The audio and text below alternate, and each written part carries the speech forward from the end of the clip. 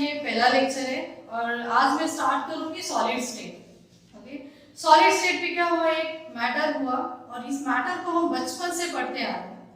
क्या होता है मैटर? अगर कंस्टिट्यूएंट पार्टिकल्स है ना, बहुत सारे कंस्टिट्यूएंट पार्टिकल्स एक साथ आए, एक कॉम्पैक्ट बने, तो वो क्या बनता है? एक मैटर बनता है। ठीक है, और मैटर है, मैटर को 3 फेजेस में डिवाइड किया है। कौन से फेजेस है? एक होता है सॉलिड फेज, उसके बाद liquid and then gases. Okay, अब ये तीनों फेजेस को हम क्या कर सकते हैं? एक दूसरे के बीच, एक दूसरे के अंदर कन्वर्ट कर सकते हैं। मतलब आप बोल सकते हैं inter conversion of the 3 states. कैसे? अगर मैं सॉलिड को हीट करूं, लिक्विड में कन्वर्ट होगा, लिक्विड को हीट करूं तो क्या होगा? वो गैसीय स्टेट में कन्वर्ट होगा। सिमिलरली ये जो गैसीय स्टेट है, गैसीय स्टेट को हम कन्वर्ट कर सकते हैं लिक्विड में, बट उसको कंप्रेस करना पड़ेगा या फिर उसको कंडेंस करना पड़ेगा एंड उसका टेम्परेचर भी क्या करना पड़ेगा? डिक्रीज करना पड़ेगा। उसके बाद लिक्विड को भी और टेम्परेचर कम करो तो वो किस में कन्वर्ट हो जाता है? सॉलिड स्टेट में कन्वर्ट हो जाता है। अब ये तीनों स्टेट में से, सॉलिड, लिक्विड, गैसीय स्टेट में से ये जो गैसीयस पार्ट है ना, ये गैसीय स्टेट हम लोग ने पढ़ा था 11th स्टैंडर्ड में। ओके, लिक्विड को आप पढ़ोगे फिजिक्स में। ओके, और ये जो सॉलिड स्टेट है ये हम अभी स्टार्ट करेंगे। अभी सबसे इंपॉर्टेंट क्वेश्चन क्या है कि ये जो तीनों स्टेट है वो अलग अलग 3 टाइप में क्यों डिवाइड किया है ना? अभी इसके लिए हम लोग को जाना पड़ेगा फिर से गैसीय स्टेट में। गैसीय स्टेट में हमें फिजिकल फोर्सेस पढ़ते हैं, इंटरमॉलिक्यूलर फिजिकल फोर्सेस। कौन से टाइप के फोर्सेस होते हैं? Van der Waals force, London force, और या फिर उसको डिस्पर्शन फोर्स भी बोलते हैं, hydrogen bonding, clear, electrostatic force. ये जो फोर्सेस है ये तीनों टाइप्स को क्या करते हैं? डिफरेंशिएट करते हैं। इसके अलावा मैंने स्टार्टिंग में बोला था कि मैटर क्या है? कंस्टिट्यूएंट पार्टिकल्स का ग्रुप है। अभी ये अगर कंस्टिट्यूएंट पार्टिकल्स दोनों के बीच में है ना, कंस्टिट्यूएंट पार्टिकल्स के बीच में अगर डिस्टेंस बहुत ज्यादा कम हो, है ना, बहुत कम हो, तो उसको क्या बोलेंगे हम लोग? Solid state. सिमिलरली लिक्विड में उससे थोड़ा कम डिस्टेंस रहेगा। ओके, गैसीय स्टेट में क्या होगा? पूरा डिस्टेंस क्या हो जाएगा?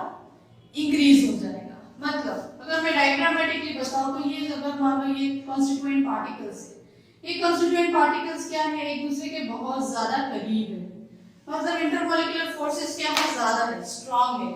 यहाँ पे लिक्विड में यही पार्टिकल क्या हो जाते हैं? थोड़े से सेपरेट हो जाते हैं। इसके अलावा गैसेस में देखोगे तो गैसेस में जो इंटरमॉलिक्यूलर फोर्सेस को ऑलमोस्ट हम कंसीडर करते हैं निग्लिजिबल है।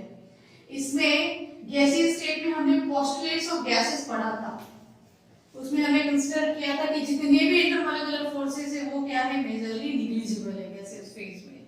तो इसी कॉन्सेप्ट को और डिटेल में पढ़ सकते हैं। कैसे? डेंसिटी। ओके, यहाँ पे देखो ये क्या दिख रहा है तुम लोगों को? सॉलिड स्टेट में जितने भी कंस्टिट्यूएंट पार्टिकल्स है वो एक दूसरे से क्या है? क्लोजली पैक्ड है ना, मतलब बहुत ज्यादा डेंस है। तो यहाँ पे जो डेंसिटी रहेगा वो क्या रहेगा? हायर रहेगा। मतलब मैं बोल सकती हूँ सॉलिड स्टेट के लिए डेंसिटी क्या होगा? हायर। लिक्विड के लिए लोअर देन सॉलिड। ओके, गैसीय स्टेट के लिए क्या हो? Lower than liquid and solid. Okay, ये बनता है डेंसिटी। अब यहाँ पे आपको डेंसिटी का फॉर्मूला भी याद रखना है जो सॉलिड स्टेट में हम पढ़ेंगे। क्या होता है डेंसिटी? मास अपॉन वॉल्यूम, और इसको डिनोट कैसे करते हैं? रो से। चलो ये चीजें आप एक बार लिख के लेना, उसके बाद मैं आपको बताती हूँ definition.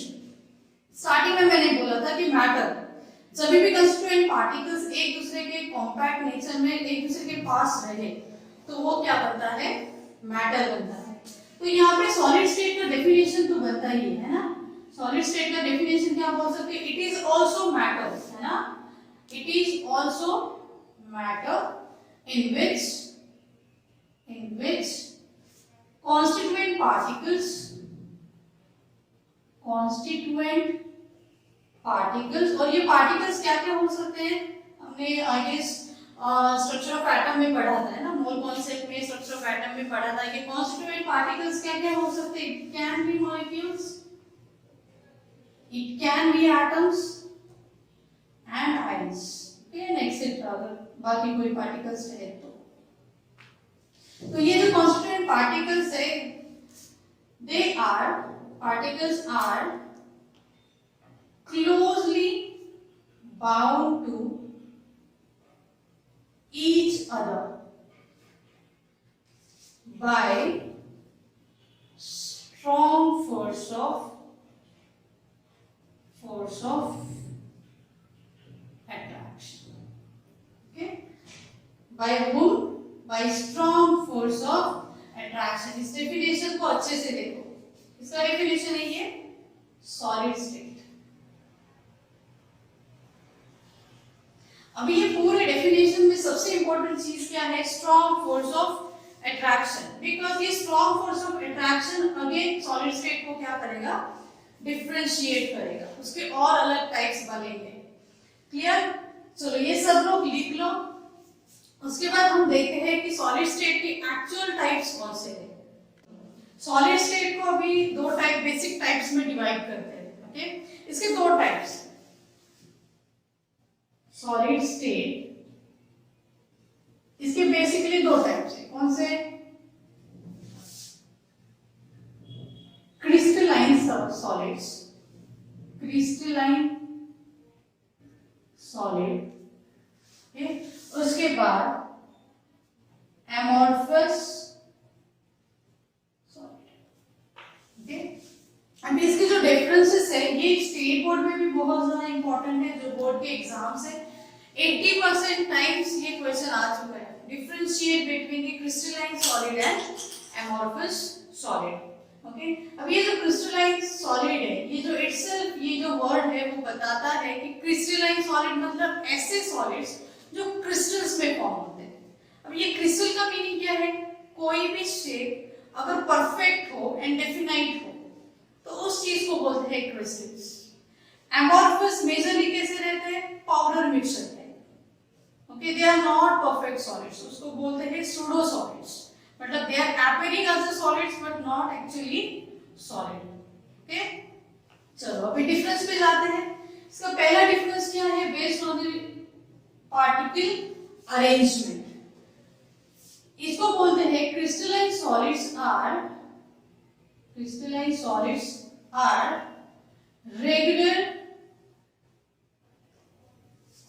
regular ordered and long ranged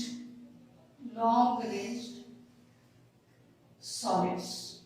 okay, यहां पे amorphous उसके पूरे अपोजिट है. इसको बोलते हैं they are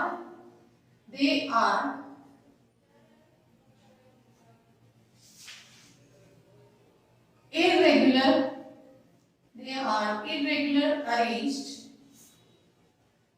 and short range order. Okay, ये क्या है? रेगुलर ऑर्डर्ड है एंड लॉन्ग रेंज सॉलिड्स है. ये क्या है? Amorphous substances, they are irregular arranged and short range order.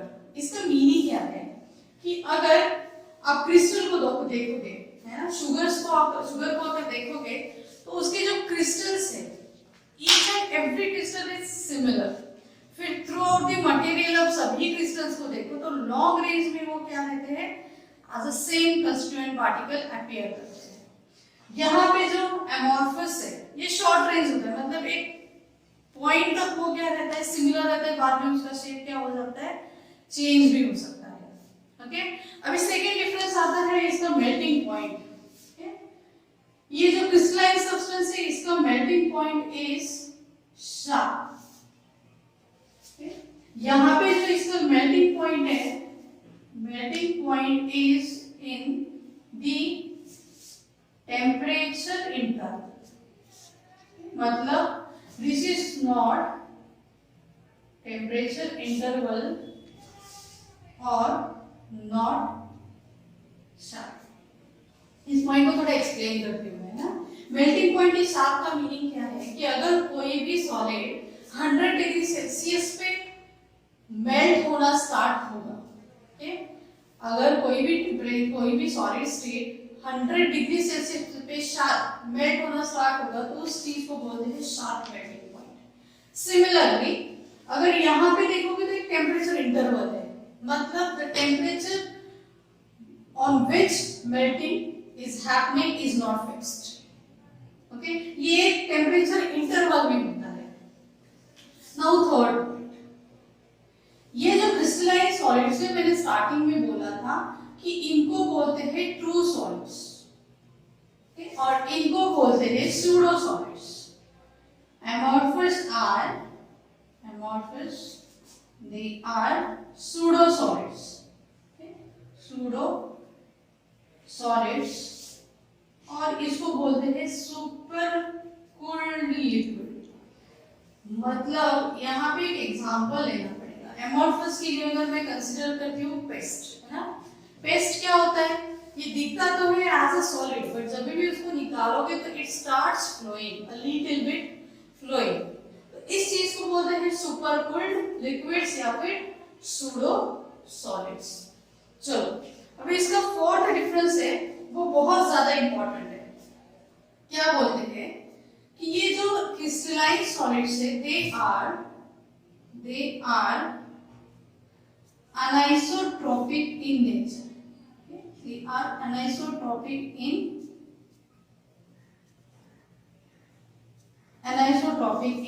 nature। अब इसका मीनिंग क्या है, ये जो वर्ड है ये बहुत ज्यादा इंपॉर्टेंट है, इस पे क्वेश्चंस भी आते हैं। अनिसोट्रोपिक नेचर का मीनिंग क्या है कि जब भी कंस्टिट्यूएंट पार्टिकल्स एक दूसरे के साथ अरेंज हो, जैसे ये मैंने अरेंजमेंट यहाँ पे लिखा है, constituent particles are arranged regularly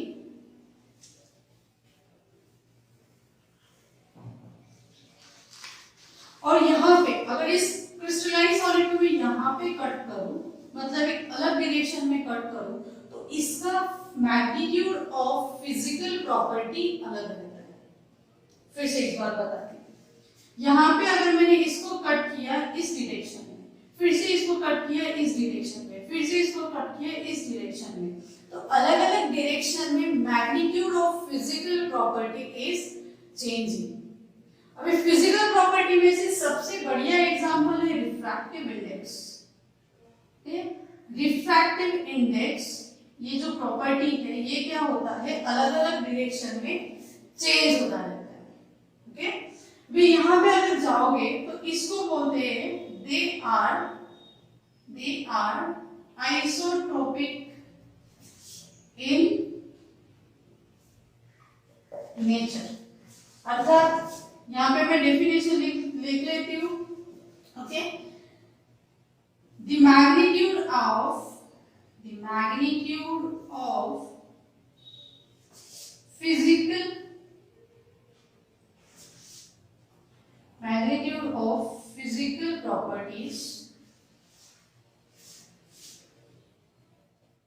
physical properties are not changing or same with respect to direction, okay.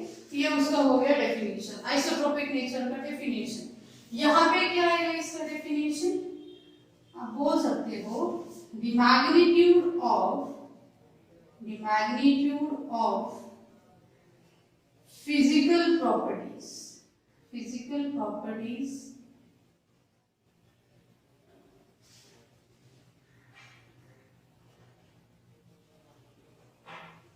changing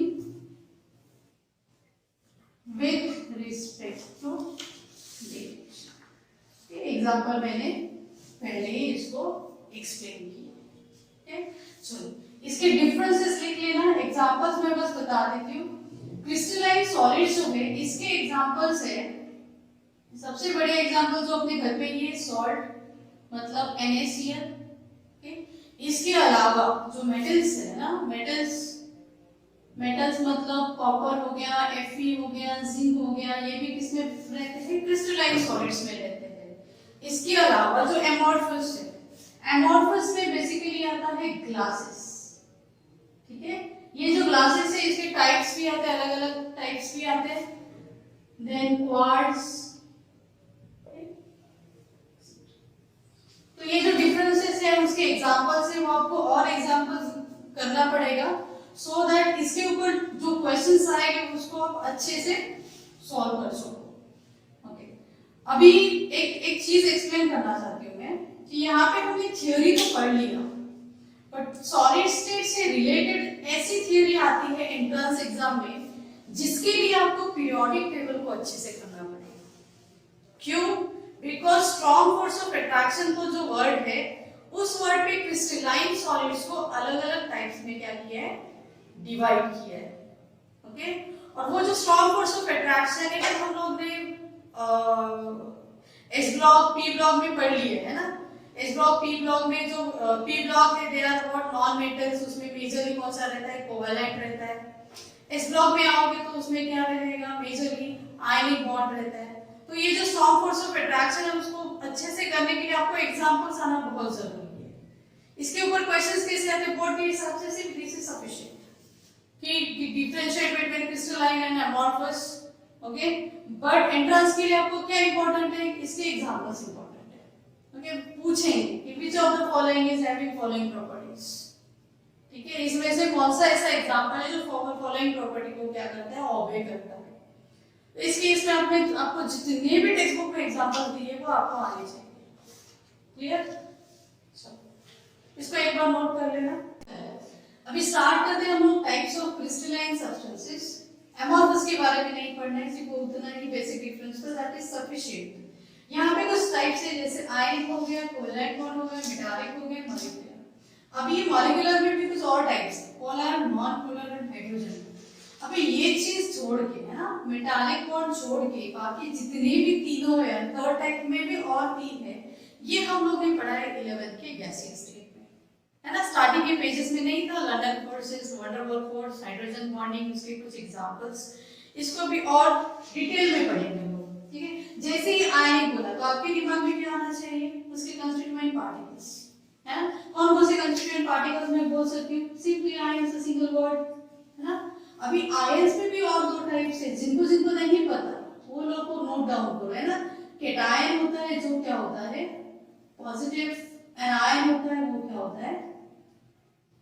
negative, ठीक है। ये चीज बहुत ज्यादा इंपॉर्टेंट है, आपको पता होना चाहिए इसके साइन, बेसिक साइन क्या होते हैं, पॉजिटिव होते हैं या फिर negative. Now force of attraction, this is nothing but ionic force, या फिर बोल सकते हैं इसको आयनिक बॉन्ड और इलेक्ट्रोस्टैटिक बॉन्ड। जब भी दो चार्जेस के बीच में, नेगेटिव एंड पॉजिटिव चार्जेस के बीच में अगर आपको फोर्स पूछे तो वो कौन सा फोर्स होना चाहिए? Electrostatic force. बॉन्ड पूछे तो कौन सा होना चाहिए? इलेक्ट्रोस्टैटिक बॉन्ड या फिर आयनिक बॉन्ड।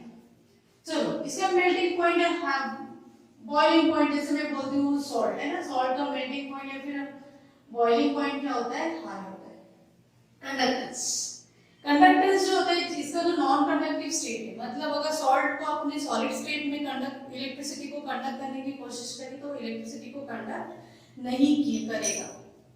बट जैसे मैंने आपको, हम लोग ने 11th स्टैंडर्ड के इस ब्लॉक में पढ़ा था, है ना, फॉर्मेशन ऑफ NaOH, है ना। NaOH को हमने किसके बेसिस पे फॉर्म किया था? NaCl के बेसिस पे फॉर्म किया था। मतलब उसका जो मोल्टन है ना, मोल्टन फेज या फिर बोल सकते हो उसका फ्यूज्ड स्टेट, वो क्या करता है? इलेक्ट्रिसिटी को कंडक्ट कर सकता है।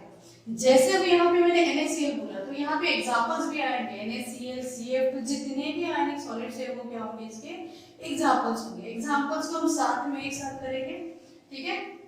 नाउ सेकंड टाइप होता है कोवेलेंट। कोवेलेंट को क्या बोलते हैं अगर किसी को पता नहीं होगा? कोवेलेंट बॉन्ड क्या होता है? Whenever two atoms are sharing their electrons to complete the octet, मतलब sharing of electrons is what? Covalent bond. तो यहाँ पे जो भी कंस्टिट्यूएंट पार्टिकल्स होते हैं वो क्या होते हैं? एटम्स। बट कौन से atoms? Basically they are non metals, ठीक है। आप अगर पीरियोडिक टेबल में जाओगे ना तो जितने भी नॉन मेटल्स एटम्स है वो क्या करते हैं, कोवेलेंट बॉन्ड को फॉर्म करते हैं। सेकेंडली फोर्स ऑफ अट्रैक्शन, जैसे वर्ड ही बता रहे थे, यहाँ पे क्या होना चाहिए, कोवेलेंट बॉन्ड होना चाहिए। Melting point and high, boiling point very high, ठीक है। इसका कंपैरिजन आता है, क्वेश्चंस कैसे आते हैं, बहुत सारे एग्जांपल्स देते हैं, पूछ रहे हैं कौन सा ऐसा एलिमेंट है यहाँ पे जिसका मेल्टिंग पॉइंट बहुत हाई है ना, वेरी हाई, इसलिए इसके एग्जांपल्स ज्यादा इंपॉर्टेंट है। कंडक्टेंस वेरी वेरी लो, ठीक है। Why I am considering very very low, because we know है ना graphite is conducting electricity though it is what non melting, तो मैं यहाँ पे बोल सकती हूँ कि this is what very low. So majorly ये यूज कैसे किए जाते हैं, एज अ इंसुलेटर, ठीक है। एग्जांपल्स बाद में देखेंगे। थर्ड, मेटालिक, यहाँ पे कुछ नहीं है। Metallic is nothing but all about metals, है ना। Metallic is nothing but all about metals. इसको थोड़ा सा डिटेल में पढ़ते हैं डायग्रामेटिक फॉर्म में। यहाँ पे कॉन्स्टिट्यूएंट पार्टिकल्स कौन से होंगे, मेटालिक एटम्स।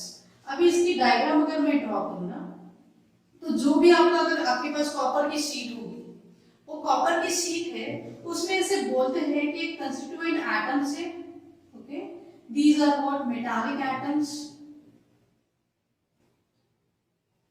ठीक है। अभी इतना ही लिखते हैं। अभी जितने भी इलेक्ट्रॉन्स है जो इलेक्ट्रिसिटी कंडक्ट करते हैं, वो electricity in between the atoms रहते हैं, ठीक है। और इस चीज को बोलते हैं कर्नल ऑफ इलेक्ट्रॉन्स। मींस आप बोल सकते हैं metallic solids there is presence of kernel of electrons या फिर सी ऑफ इलेक्ट्रॉन्स। कर्नल का मीनिंग क्या है, बहुत ज्यादा, मतलब बहुत सारे इलेक्ट्रॉन्स एक साथ है, या फिर सी टाइप, है ना। सी ऑफ इलेक्ट्रॉन्स भी बोलते हैं, कर्नल ऑफ इलेक्ट्रॉन्स भी बोलते हैं। तो इस वर्ड को अच्छे से याद रखना, ओके। तो यहाँ पे कॉन्स्टिट्यूएंट पार्टिकल्स क्या हो गए, मेटालिक एटम्स, है ना, मेटालिक, ठीक है। इस चीज को क्या बोलोगे आप, कर्नल और sea of electrons in between the atomic particles, clear. अभी इसका फोर्स ऑफ अट्रैक्शन, इसको सिंपली बोलते हैं कि they are having a metallic bond, okay. Metallic bond is nothing but दो मेटल्स के बीच में जो बॉन्ड होता है उसको बोलते हैं metallic bond. This is special type of bond जो मेटल्स को अलग अलग टाइप की प्रॉपर्टीज देता है। सबको पता है ना मेटल्स की प्रॉपर्टीज क्या है, it is having ductile nature, मतलब गोल्ड को एक लॉन्ग वायर में खींच सकते हैं हम लोग, है ना। मल्लीएबल का मीनिंग क्या होता है, उसके शीट्स भी बना सकते हैं, they conduct the electricity, okay. जितने भी डिटेल्स है, जो स्पेशल डिटेल्स है, वो आप हम लोग बचपन से पढ़ते आ रहे हैं, उसको एक बार टेक्स्ट बुक में भी रीड कर लेना। इसका जो मेल्टिंग पॉइंट होता है, बॉइलिंग पॉइंट होता है, ये भी क्या होता है, हाई रहता है। Secondly obviously it conducts electricity, okay. Now last, molecular, this is very important, है ना। molecular force, molecular जो टाइप है ना, यहाँ पे जो constituent particles होते हैं वो कौन से रहते हैं, molecules रहते हैं। उस वर्ड से ही समझ में आता है molecular, तो यहाँ पे constituent particles के particles क्या रहेंगे, molecular particles रहेंगे ना, मतलब particles are molecules। अभी पहला देखते हैं हम लोग polar, non polar and hydrogen bonding. सबसे पहले जिनको ये चीज नहीं पता है ना, क्या होता है पोलर, क्या होता है नॉन पोलर, क्या होता है हाइड्रोजन बॉन्डिंग, उनके लिए मैं बस एक सिंपल सा इंट्रोडक्शन देती हूँ। पोलर मतलब ऐसे सब्सटेंसेस जो क्या करते हैं, दो पोल्स फॉर्म कर सकते हैं, एक पॉजिटिव एंड दूसरा negative with in the matter.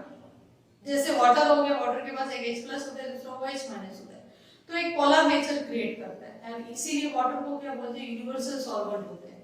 ये जो पोलैरिटी कैरेक्टर है, ये हमारे सॉल्वेंट नेचर के लिए बहुत इंपॉर्टेंट होता है ना। मतलब अगर कोई भी पोलर लिक्विड आपने लिया, फॉर एग्जांपल मैं वाटर को कंसीडर करते, तो उसमें अगर आपने सॉलिड किसी सॉल्यूट को ऐड किया, तो वो क्या करेगा, उस सॉल्यूट को डिसॉल्व कर देगा। इस नेचर को बोलते हैं पोलर नेचर, है ना। इसको पोलैरिटी को हमने कैलकुलेट किया था, डी बाई यूनिट रहता है इसका। Secondly non polar, non polar मतलब जो कुछ जिसमें कोई पॉजिटिव या फिर नेगेटिव चार्ज ऐसे कुछ कैरेक्टर्स नहीं रहते, इसको बोलते हैं नॉन पोलर्स। जैसे हो गया मीथेन CH4, C2H6 ईथेन, ये सब क्या है, नॉन पोलर है, ओके। देन हाइड्रोजन बॉन्डिंग, ये स्पेशल केस है, ठीक है। जितने भी आप बोल सकते हो ऑर्गेनिक कंपाउंड्स है, for example alcoholic organic compounds, इनमें हाइड्रोजन बॉन्डिंग प्रेजेंट रहता है। सिमिलरली जो H2O है, यहाँ पे आपको एग्जांपल देते हैं। हाइड्रोजन बॉन्डिंग का मीनिंग क्या है कि ये जो H2O है ना, ये H2O एक अलग टाइप के बॉन्ड से कनेक्ट होता है दूसरे H2O मॉलिक्यूल्स के साथ। इस चीज को बोलते हैं hydrogen bonding. Okay, similarly HF, ठीक है, HF जो है दूसरे HF के साथ कैसे बॉन्ड करता है, by using hydrogen bonding. So this is what HB, this is what HB। इस चीज को याद रखना बस। यहाँ पे सब जगह पे क्या आएगा, molecules are the constituent particles। अभी फोर्सेस है ना, फोर्स ऑफ अट्रैक्शन क्लियर है, जहां पे भी पोलर है, जहां पे भी नॉन पोलर है, जहां पे भी हाइड्रोजन बॉन्ड है, यहाँ पे क्या होगा, यहाँ पे बॉन्ड जो होगा वो होगा हाइड्रोजन बॉन्डिंग। ठीक है, जो नॉन पोलर कैरेक्टर है उसको सिंपल बोलते हैं कि they are having a van der Waals forces, van der Waals forces. Secondly जो पोलर कैरेक्टर है उनको बोलते हैं सेम भाई van der Waals forces.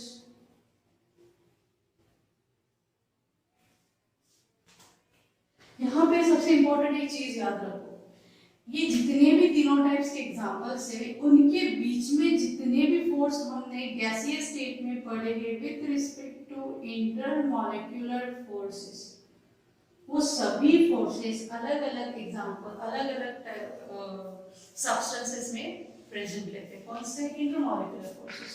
I am not at all saying intramolecular, है ना। इंट्रामॉलिक्यूलर मतलब विद इन द मॉलिक्यूल। यहाँ पे कंस्टिट्यूएंट एक सिंगल पार्टिकल ही मॉलिक्यूल है, तो उन दोनों के बीच में जो भी इंट्रामॉलिक्यूलर फोर्सेस रहेंगे वो क्या रहेंगे? प्रेजेंट रहेंगे। Now melting point and boiling point low, ठीक है। Melting point and boiling point क्या रहता है? लो रहता है। नॉन पोलर में हाई रहता है, ठीक है। उसके बाद हाइड्रोजन बॉन्डिंग में भी मीडियम रहता है। आप बोल सकते हो लो भी नहीं ज्यादा, हाई भी नहीं। हाइड्रोजन बॉन्डिंग मेजरली किस में प्रेजेंट रहता है? लिक्विड्स में प्रेजेंट रहता है, इसलिए आप बोल सकते हो कि उसका मेल्टिंग पॉइंट या फिर मेल्टिंग पॉइंट तो आएगा नहीं। बॉइलिंग पॉइंट क्या रहेगा उसका? विद इन एनी रेंज रहेगा, मीडियम, ज्यादा हाई भी नहीं ज्यादा लो भी नहीं। अभी conductance except who, except this non polar, है ना, except this non polar all are conduct electricity. तो आप बोल सकते हैं यहाँ पे कंडक्ट इलेक्ट्रिसिटी, बट कितना? लो। यहाँ पे नो, यहाँ पे yes conduct electricity but okay. ये पूरे चार्ट को एक बार आप अच्छे से देख लेना, फिर हम लोग जाते हैं एग्जांपल्स पे। ये अपना लास्ट पार्ट है। तो इंडिविजुअल जो टाइप्स है ना, वो समझ में आने चाहिए। आप लिखना, आपको लिखने के लिए थोड़ा टेक्स्ट बुक का जो थ्योरी है उसको कर लेना। तो एक बार चेक कर लो पूरा chart. Now we will move towards, again we will just check ionic bond। फिर एग्जांपल्स कौन से आएंगे? इसका तो मैंने पहले ही बता दिया, क्या होगा? NaCl, इसको सॉल्ट भी बोलेंगे, ओके, डोंट फॉरगेट। हम घर पे जो सॉल्ट यूज करते हैं it is NaCl। Secondly CaF2, okay. इसके अलावा जितने भी आयंस है, कौन से KCl, NaOH, है ना, ये क्या है? NaOH is not solid, okay. So KCl भी क्या हुआ? आयनिक सॉलिड हुआ। उसके बाद कोवेलेंट, है ना, कोवेलेंट में आप बोल सकते हो कि H2 हो गया, I2 हो गया। मेजरली जितने भी डायटोमिक पार्टिकल्स है वो क्या हो गए? कोवेलेंट हो गए। इसके अलावा कोवेलेंट में सबसे इंपॉर्टेंट है डायमंड, ये नॉन कंडक्टर है बट वेरी ब्रिटल, इसलिए इसका melting point and boiling point क्या बोला है? हाई बोला है।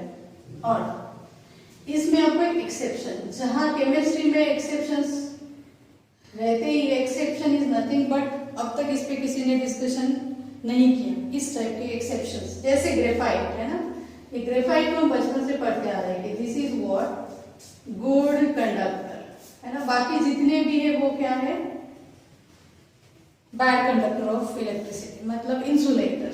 थर्ड टाइप मेटालिक, मेटालिक तो आप बहुत सारी चीज बता सकते हैं ना, सबसे ज्यादा गुड कंडक्ट इलेक्ट्रिसिटी कौन करता है, सिल्वर है ना, Ag, then कॉपर, Fe थोड़ा बहुत है ना, और भी बहुत सारे मेटल्स है, आप उसको एग्जांपल्स में लिख सकते हो। नो मॉलिक्यूलर में सबसे पहले है पोलर, पोलर नेचर किसका होता है, वाटर का भी होता है, HF का भी होता है। नॉन पोलर में कौन से आते हैं, CO2 आता है, CH4 आता है, और कौन से आते हैं,